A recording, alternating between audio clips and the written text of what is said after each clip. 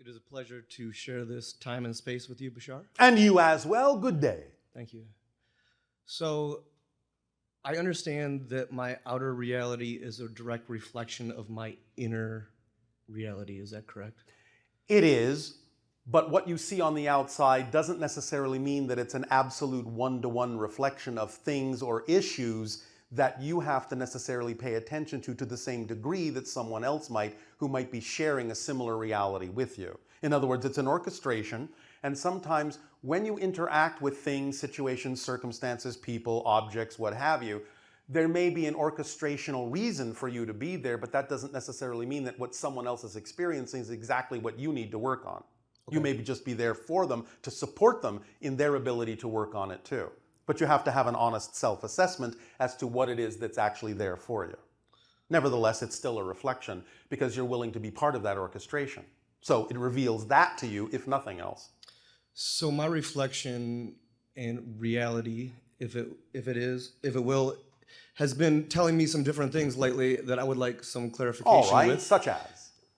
The globe being round or flat. Yes, well, you know the globe is round. Okay. Why would you assume that it's flat? I assume that it's flat because of the eye test. I don't feel like we're spinning. I don't. So what? It made more sense for it to be flat in my Not estimation. really. Not when you understand how things work, it doesn't. Okay. So the flatness idea comes from and is real on another dimensional level, right? The holographic level that projects information that needs no dimension into the idea of realities that then are expressed dimensionally. Okay. So in that context, the Earth is both flat and a globe. But in your physical dimension, it's experienced as a globe. Thank you. It's another dimension that experiences it at flat. Does that make sense? Yeah. Yes, it does. So in this lifetime, do I go from one to another? Well, from you the flat exist to the in globe? all of them. Okay. Versions of you exist in all of them. Right. So you may be cross-connecting to that, and that's why you're wondering whether it's flat or round. Right. But in this third density reality, it's expressed as a globe. But you also are aware of the fact that in another dimension, it's expressed as flat information. Okay. So another thing that has been in my reality lately is the cloning centers have been popping up, and I've been finding out more information on that. Is that a true statement? The Donald Marshall has been coming out with the cloning centers? Not as much as you think. Okay. There are some experiments on your planet with regard to this process, but not as much as you think, and not always in the way that many people assume it to be being used. Okay. So the information coming through Donald Marshall isn't necessarily correct? It's an interpretation that is correct for one particular reality, and you have to decide whether that's the reality you prefer or whether you prefer another. Okay. Remember, I kind of prefer none. All things you can imagine are somewhere happening. Right. You cannot imagine non-existence. Right. Therefore, it's just an issue of, is that the reality you prefer when it's being offered to you? Right. If not, then go in a different direction. Okay. I found myself saying the other day that I had hybrid children, and I didn't even know where that came from coming out of my mouth. Could you Probably came from one of the hybrid children. Could you elaborate on that for me, please? Well, you understand the hybridization agenda, yes? No, very little. All right. Well, you understand that beings that you typically refer to on average as the gray beings, you're familiar with this? Yes. Conducted a hybridization program because they were really originally humans from a parallel version of Earth that destroyed their world and mutated themselves into the beings you understand as the Greys. Right.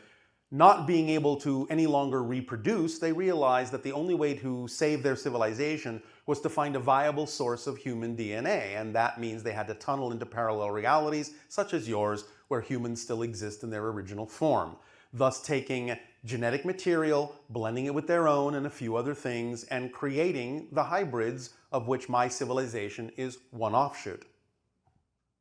And there are other children still existing in a variety of ways that are more contemporary with your civilization that will ultimately come and live among you. Thus, beginning the transformation of your world into what we typically refer to as the sixth hybrid race, because there are already 5 others. So in our ascension, we all have different timelines for this, or are we all going together? The ones that decide to be of a similar vibration will experience themselves going together. The ones that have different timelines will not. Okay, it's that easy. It's that easy. All right. And since all our realities are just reflections, can our inner world affect changes like the election and like the upcoming changes? Again, yes, but it's not that you're changing the world you're in. Right. It's that you're shifting to a world that already has those expressions as a reflection of the change in energy you've made within yourself. But remember, you have also made agreements to share some of this and go through certain processes with other people in order to learn things, in order to grow from it. And one of the things you learn is more readily how to shift to realities that are already in existence that are more reflective of what you prefer, by being in a reality that is reflective of what you don't prefer. Makes sense. It does. That's why I said it. So when I am following my highest excitement, sometimes I fight the feeling of I'm not working hard enough, I'm being lazy, and then I have to balance that out. Again, remember that it's all about letting go of beliefs that are out of alignment with that vibration. Right. But one of the things excitement does is bring those things up to your attention that you may be holding on to that you didn't know about. So if you are acting on your excitement and suddenly you find that there is a negative feeling, a negative experience, a negative belief within you, then excitement is doing its job by revealing that to you so you can let it go and add the energy to your excitement. So in other words, whenever your excitement brings up something within you that you don't prefer, get excited about the fact that it did that. Okay. That's part of the excitement process. Because then once you're consciously aware of it, you have something to work with. You have something to let go of. Okay. If it remains unknown, then you can't do anything about it. Right. So that's part of the process. And So how do be I lay excited that about down? it. Lay it down? Yes. How do I lay that down? That feeling, that When negative you allow feeling of, yourself to actually consciously identify the belief that's out of alignment with you, yes. the moment you truly access it and truly consciously identify it, it will automatically and immediately appear nonsensical and illogical. And as soon as it does, it's gone. Okay. That's the end of the process. Right. Because if you really actually see it as nonsensical and illogical, there is no reason to hold on to it. If you are still holding on to it in your behavior, then there's another belief you haven't found that says you must. Find that one. Keep digging. Understand. Does that help? Yes, sir. Oh, sir. Oh, so formal. All right. I was led to get some numbers on my arm that I was told would help me to remember my own frequency. Can you please expound on that? What numbers are you talking about? I have a tattoo that says 92.78 on my arm. 92.78. Yes, sir, and I have no idea where that came from. One moment. Thank you.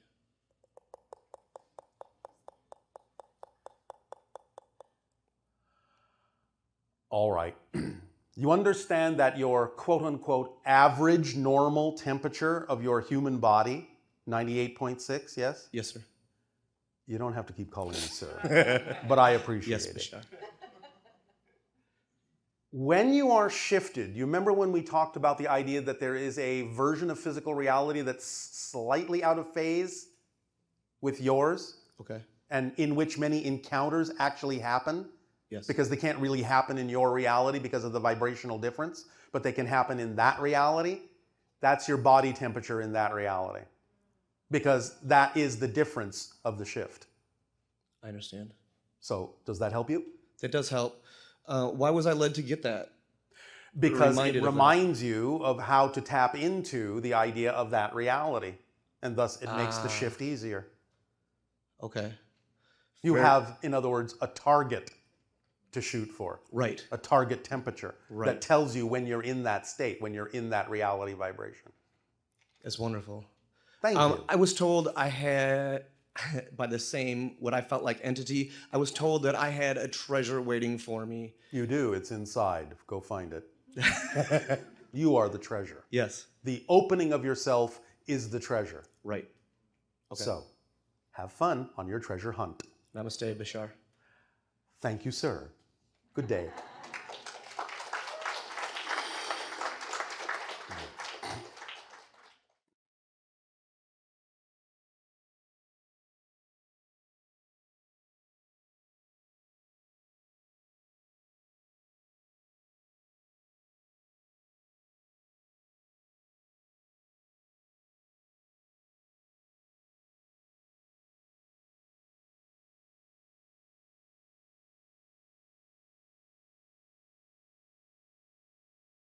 Good day, Bashar. And to you, good day. So my first two questions were about multiple personality disorder and our relationship to time. We had previously discussed, and I've had a lot of help from you in the experience that our multiple personality disorder is also expressed in our cultures. Yes. In the warring nations, borders, boundaries, agreements. That the entire collective consciousness, because of all the division within the individuals, your entire collective world has multiple personality disorder. And that is a macrocosmic expression of our own internal multiple personality disorder. Yes. Now, this multiple personality order, what comes to mind based on what you've shared previously and today is this Planck time constant that this external reality, this physical expression that's reflected happening 10 to the 43 times per second. Yes. It makes sense that when you say circumstances don't matter, only state of being matters. So that vibration of excitement, for us to put intellect in between, well, this is what I'm experiencing, so I need to understand this and intellectualize it. So but do you also pick up on the double entendre in that sentence? Yes, circumstances don't matter, create matter or physical structure in our reality. But state of being does. Yes, so along that line... Yes, or plane, or cube, or hypercube. So when you were talking about SIBO being a 12-sided dice... SIBO is 13, but it is played with a 12-sided die. Excellent. Dice is plural. Thank you. So the die would be an icosahedron, I assume. Yes. So I've, in our experiences, had many information and understandings about the icosahedron. I've seen it as being water. I've done techniques that utilize that to align my energy. Do you have additional information at this time that was previously unavailable? No. Okay. Except to play the game. I would look forward to it, absolutely. All right. We will look backwards to it. Now, when you shared that in the initial, you changed the video for the contact crystal, and one thing that was shared... I didn't change it. Well, you had some to do with it. But okay, so in this joint venture of changing the contact crystal video, as experienced, you shared that Esasani was created for your society, was prepared for you. Yes. Now that includes the 3 supercomputers that are now orbiting Esasani, Epsilon, Epiphany, Eclipse, that were created by us or humans? No. They were created by the Greys. So the Greys created the supercomputers that are focused or lensed through the moon. Yes. Now how... But it goes through the Esasani vibration. Can you expand on that, the Esasani vibration? Well, you know that the frequency connects to the idea of your moon being used as a lens to send that vibration to your world. Yes. But it's coming through the Esasani hybrid vibration, not the Grey vibration, because we are now the occupants of the planet. Okay. So it's coming through our collective field. So that agenda or that expression through Esasani would also be underneath the primary overseers or those mantis beings, because that would be part of the overall hybridization agenda? No. Okay, so different thing. So the mantis beings are only a part of the hybridization agenda as it pertains to humans, per se. As it pertains to the creation of the hybrids, but the idea is that phase is done. Therefore, there is no need anymore for the mantises to do the same thing. So they have taken a different role. So no, I won't tell you what that is. Oh, right. Okay. It will come. Okay, wonderful news. A parallel simultaneous incarnation that I have with Esasani, and more specifically your consciousness, is something that's become more and more interested with the idea of first contact specialists, the contact crystal I drew, that exact sigil 5 years before I met you. You're a 12-year-old child on the southern continent of Esasani. Okay. That's your connection right now. Thank you. That's helpful. Oh boy. Yes. 12-year-old boy. A boy, yes. You had previously also discussed the idea of, for me to do research into Hecate, or a previous version or older version of Anu. Yes. In the Gwythonic or Celtic tradition. Yes. Now, I've since researched that it's understood with 3 heads. So the positive, negative, neutral, that triad, the All right, very triumvirate, good. that information is definitely prevalent in that. Is there Keep digging. Okay. Is there any other Keep clues? digging. Keep digging. Well, the previous question, the woman was talking about the ET Pharaoh energy. Yes. And that other hybridization agenda. Is there a connection there? Is there something else that's being unfolded in that understanding through that? We are allowed to consciousness? say yes, Okay. but that's all we're allowed to say. Okay, that's useful. When we become the 6th generation of hybrid children, you've also discussed that happens at a time where the 6th genetic marker is activated within our DNA. Yes. So then the 7th genetic marker being activated When is that all the 6 hybrid races blend to form the 7th hybrid race. leads to, and is it the same timing of the 7th genetic marker being activated? In 1,000 years. Thank you. And then SIBO being around 13 and there being 13 genetic markers as well as 13 skulls. Yes. What is the timing and or what would unfold as the 13th genetic marker or the last of the genetic markers? That takes place on higher levels of dimensionality that you know nothing about right now. Okay, so that's a different dimension. So that's past our DNA It's would past be your physical reality. above 333 kilohertz. Yes. Interesting. Will Okay. that do? What is my frequency currently in this? At this timing? particular moment, Yes. 127,000 cycles per second, approximately, and sometimes shifting around to about 140. But it depends. What I'm putting out. Got it. Okay. Does that help you? Yeah, it's a lot. Okay. Thank you. Thank you. Love you.